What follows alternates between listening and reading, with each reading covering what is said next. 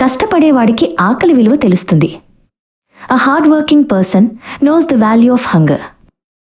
ఒక పల్లెటూరులో సోము, రాము అనే ఇద్దరు స్నేహితులు పొలాల గుండా నడుస్తున్నారు. సోము తన తల్లిదండ్రులకు పొలంలో సహాయం చేస్తున్నాడు. రాము ఒక చెట్టు కింద కూర్చుని చిరుతిళ్లు తింటూ కలలు కంటున్నాడు. పంట కోత సమయం వచ్చింది. సోము సంతోషంగా ధాన్యాన్ని సేకరిస్తున్నాడు. రాము ఇంట్లో ఆహారం లేకుండా బాధపడుతున్నాడు. ఎందుకంటే అతను ఎప్పుడూ పని చేయలేదు.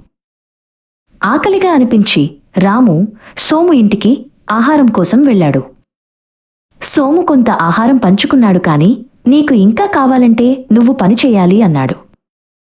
రాము పొలంలో పనిచేయడానికి ప్రయత్నించాడు. కాని అలవాటు లేక కష్టపడ్డాడు.